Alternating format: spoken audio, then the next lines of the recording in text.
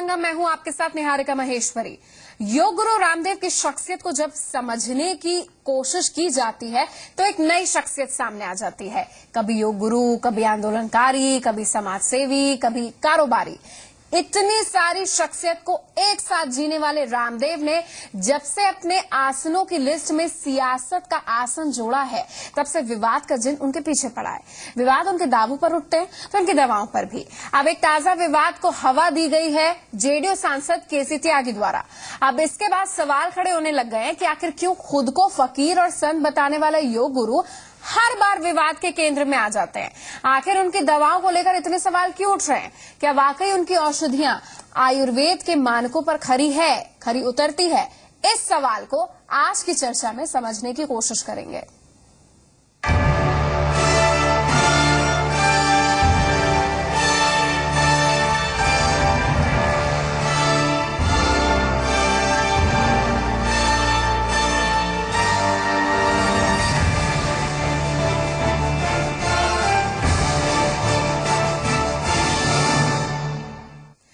योग गुरु की दिव्य फार्मेसी एक बार फिर विवादों में है। अब की बार ये मामला सीधे सदन से उठा है।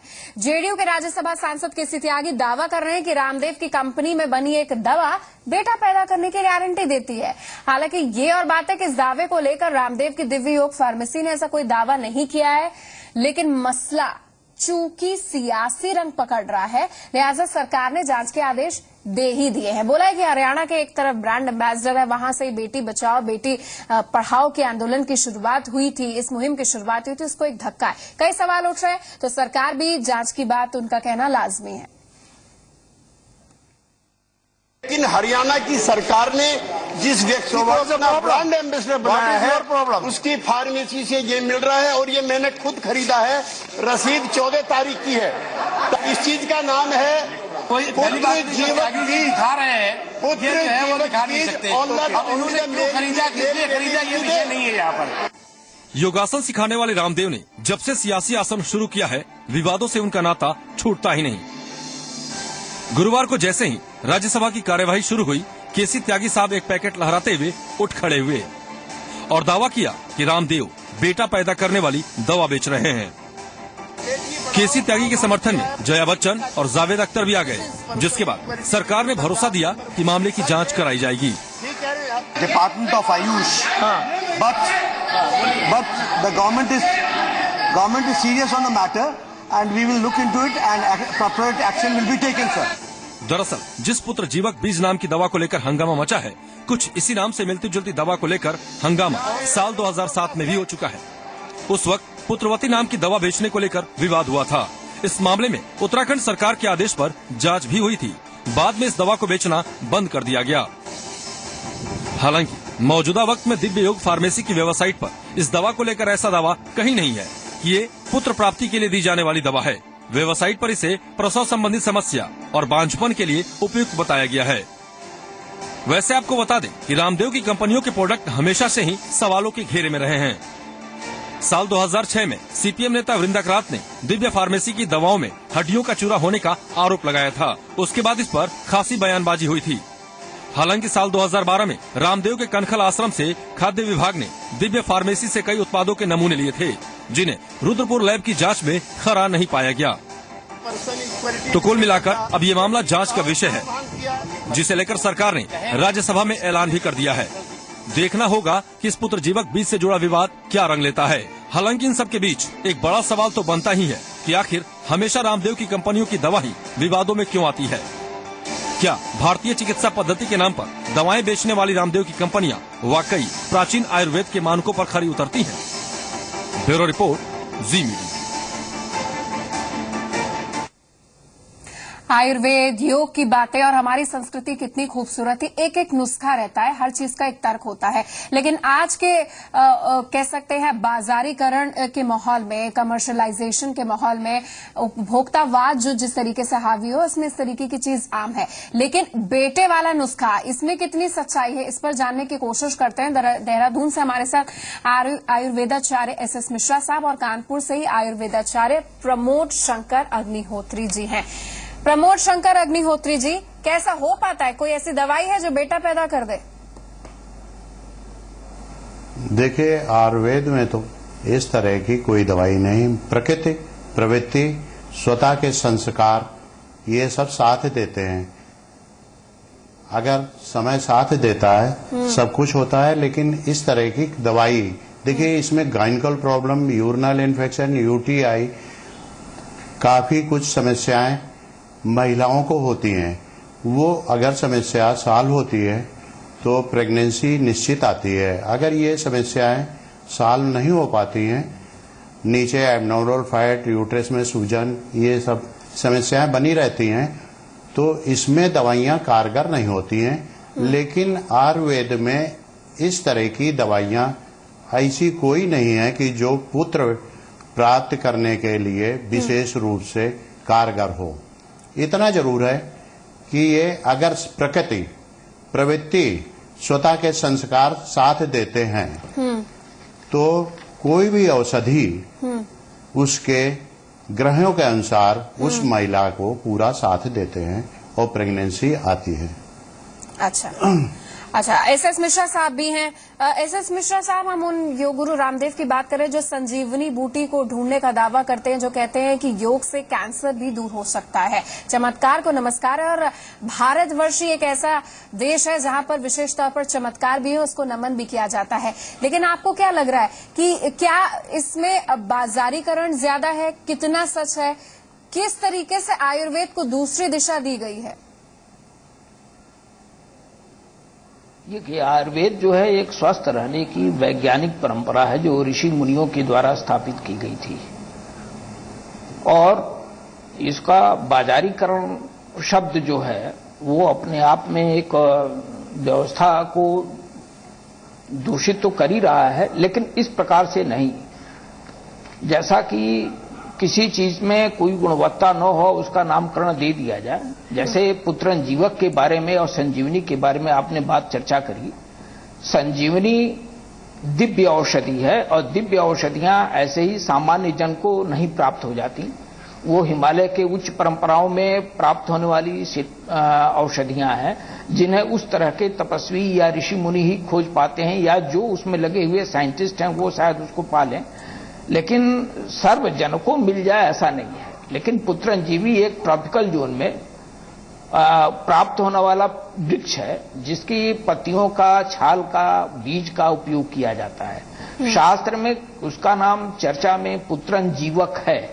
पुत्र को जीवित करना यह एक अपभ्रंश है, लेकिन पुत्र जीवक से मतलब यह है कि जो एबॉर्टेड कंडीशंस हैं महिलाओं में किसी डिजीज के कारण से या अस्वस्थता के कारण से या उनके में पूरी तरह से पोषक आहार के न होने की स्थिति में जो गर्भस्राव हो जाता है, गर्भ पैदा होने के बाद बच्चा जो है तुरंत मर जाता है, तो ऐसी स्थितियों में गर्भ स्थापन के लिए, उन स्थितियों को समाप्त करने के लिए पुत्र जीवक के प्रयोग का वर्णन किया गया है।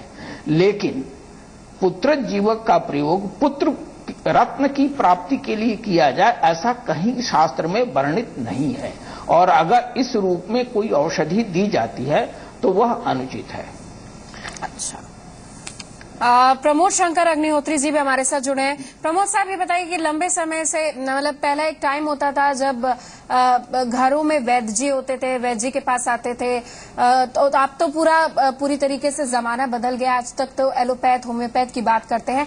आपको लगता है कि जितनी बातें यहाँ पर कही गई हैं, क्योंकि एक ब्रांड एम्बेसडर है एक राज्य के रामदेव, और कैसे धीरे धीरे योग से लेकर सियासत तक का सफर तय करा है, आपको लग रहा है कि वाकई वो सही तरीके से आयुर्वेद का प्रचार कर रहे हैं?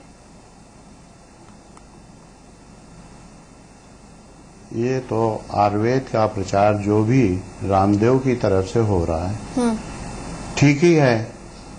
इसके विषय में किसी तरह की कोई टीका टिप्पणी करना उचित नहीं है। नहीं, क्यों टिप्पणी? मतलब प्रशासन, आप खुद एक आयुर्वेदा चाह रहे हैं और आप बच रहे हैं टिप्पणी करने से। नहीं, मतलब जैसे ये पुत्र रत्न की प्राप्ति का ये जो विशेष आज मुद्दा उठाया गया, तो हम इतना ही इसमें कह सकते हैं कि आयुर्वेद में इस तरह की दवाई नहीं है कि पुत्र रत्न प्राप्त हो सके। पुत्र रत्न, प्रेगनेंसी में कुछ न कुछ कमियां होती हैं महिलाओं में, वो जब तक दूर नहीं हो पाती हैं तब तक प्रेगनेंसी संभव नहीं हो पाती है। अच्छा, और प्रेगनेंसी संभव होने में पुत्र रत्न है कि कन्या है, ये भी बताना बड़ा मुश्किल होता है। इस तरह की दवाई जो 100% इस तरह से कहा जा सके कि ये पुत्र रत्न की ही प्राप्ति का ये निदान या जिस तरह का ये औषधि, नहीं, मतलब आप ये अपनी बात को वही दोहरा रहे हैं कि ऐसा प्राप्ति ही होगा। पॉसिबल नहीं है, लेकिन एसएस मिश्रा साहब रामदेव जो नाम दे रहे हैं पुत्र जीवक और पुत्रवती, उससे तो पूरी तरीके से नाम में भी बहुत शक्ति है। अगर आयुर्वेद की चीजों पर जाएं तो जो आसपास के लोग हैं उनकी तो डिमांड इसमें बढ़ गई है। मैं आपसे ये जानना चाहूंगी कि ये दवाओं के सच में भी भ्रम की स्थिति है। ये ऑनलाइन साफ तौर पर हालांकि खंडन लिखा है कि भाई इनफर्टिलिटी और गायनोकोलॉजी से जुड़े हुए जो भी डिसऑर्डर है उससे निपटता है, लेकिन जो नाम है, कोई आम आदमी तो थोड़ी ना ऑनलाइन जाएगा पहले देखेगा कि क्या करता है क्या नहीं करता, वो तो नाम से फैसिनेट होकर खरीद रहा है। तो एक भ्रम सी स्थिति नहीं पैदा हुई है। देखिए ब्रांड कुछ भी निकाला जा सकता है, नाम कुछ भी दिया जा सकता है, लेकिन आयुर्वेद में इस तरह की कोई औषधि नहीं है कि अगर कोई कह दे साहब आप अपना जवाब दे सकते हैं। पुत्र मैं निहाल ये कहना चाहूंगा जब तक कि बोलिए आयुर्वेद से रिलेटेड जो चीजें हैं उसको जरा अच्छी तरह से समझ लेना चाहिए कि कोई भी चीज जो वैज्ञानिक रूप में चलती है आगे जाकर के जन संवाद में वह अगर अपभ्रंश हो जाए तो वह सत्यता नहीं है। पुत्र जीवक, पुत्र जीविक, आप कन्नड़ में जाएं, गुजरात में जाएं, मद्रास में जाएं, तेलुगु में जाएं, कहीं भी जो ये पौधा मिलता है और इसका जो प्रयोग होता है हर जगह शास्त्रों में या लोक प्रचलन में इसका नाम पुत्र जीवक है।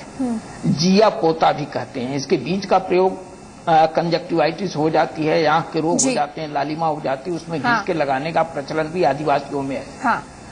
सवाल यह है कि यह पुत्र पैदा करता है कि नहीं, तो इस पर पूरी तरह से शास्त्र सम्मत शब्द नहीं है कि यह पुत्र पैदा करता है। रामदेव जी क्यों बड़ी बड़ी उनकी दवाइयां जो होती हैं जिसको लोग मानकर, बहुत ही मानकर, ट्रस्टेड मानकर खरीदते हैं, उसकी प्योरिटी पर विश्वास करते हैं, उसके नुस्खों पर, उसके असर पर विश्वास करते हैं, वही दवाइयां सवालों के जद में क्यों आ जाती है, इस पर हम चर्चा कर रहे हैं। देहरादून से आयुर्वेदाचार्य एसएस मिश्रा साहब और कानपुर से आयुर्वेदाचार्य प्रमोद शंकर अग्निहोत्री, जिन्होंने अभी तक की बातों में बताया कि भाई ऐसी कोई दवाई हो ही नहीं सकती है। लेकिन एसएस मिश्रा साहब आप कह रहे थे कि कई ऐसी दवाइयां हैं, नाम ऐसा डाल दिया है जिससे दर्शक कह सकते हैं कि भ्रम की स्थिति समझ लें, लेकिन उस दवाई का जो सही पहलू है और भी जो वाकई चमत्कारी फायदे हैं वो नहीं बताया जाता है।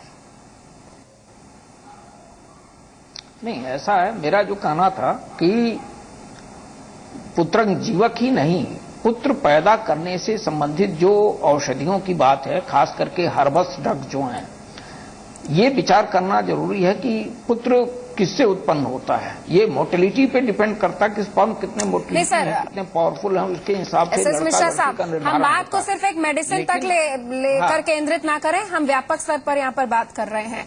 हम ये बात कर रहे हैं कि इन दवाई सवालों के घेरे में क्यों है। क्या कोई संजीवनी बूटी का दावा कर सकता है कि भाई हमें मिल गई? क्या कैंसर योगा कैंसर भगा सकता है दावा? कितना फुल प्रूफ है ये?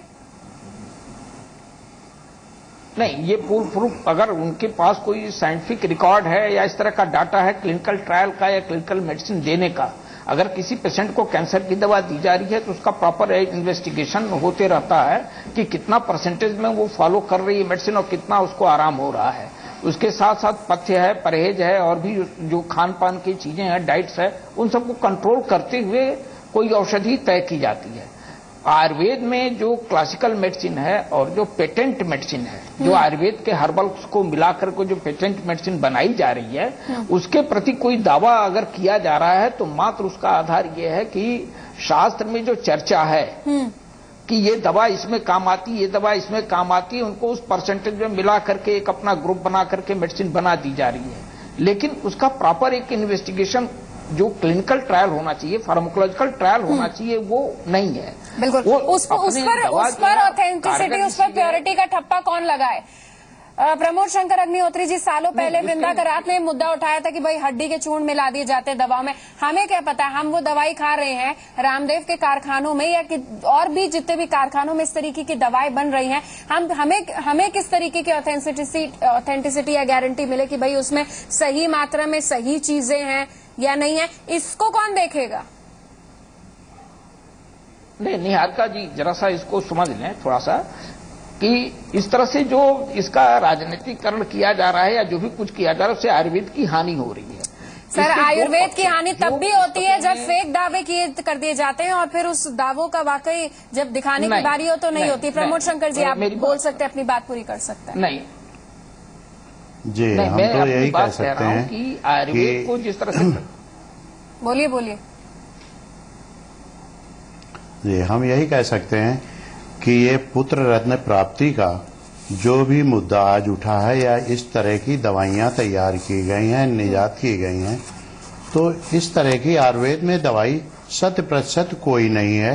इसमें प्रकृति, प्रवृत्ति, स्वतः के संस्कार और टाइम्स फैक्टर से दवाई देने का है। कुछ आप पहले वाली बात कह रहे प्रमोद शंकर जी, मुझे बस इतना बताइए कि मैं मार्केट में जाऊं आयुर्वेद की दवाई लूं, कौन बताएगा कि इसमें क्या सच है क्या नहीं है? क्या उसमें सब कुछ पूरा लेखा जोखा लिखा रहता है? जी, हम तो आपका विश्वास से ले रहे हैं। बिल्कुल सही है। हाँ जी, आपका कहना बिल्कुल सही है। अच्छा, दूसरी कुछ इसमें आयुर्वेद में दवाई खिलाने का तरीका, दवाई देने का तरीका कुछ ज्योतिष शास्त्र पर भी निर्भर होता है। पुनर्नवस, अनुराधा, रोहिणी नक्षत्र, अच्छे संस्कार में स्वतः के अच्छे संस्कार देखे जाते हैं। बिल्कुल, बहुत महत्वपूर्ण बात आप बोल रहे हैं। बहुत सारे पहलू है जिनका विशेष तौर पर ध्यान रखा जाए। ये नहीं कि भाई उसका एडवर्टाइजमेंट ऑनलाइन कर दिया गया, हमने दवाई ले ली। हमें समझने की जरूरत है, हमें साफ तौर पर समझने की जरूरत है कि उस दवाई को कितनी मात्रा में ले जाए, वाकई वो चमत्कारी है या नहीं, जो गारंटी किया गया है, गारंटी वारंटी की सत्यता क्या है। आयुर्वेद को इससे पहले समझने की भी बहुत जरूरत है, ताकि इस तरीके की दवाएं, रामदेव की दवाई सवालों के घेरे में क्यों है वो हमने समझने की कोशिश की। धन्यवाद आप दोनों सम्मानित अतिथियों का हमारे साथ जुड़ने के लिए।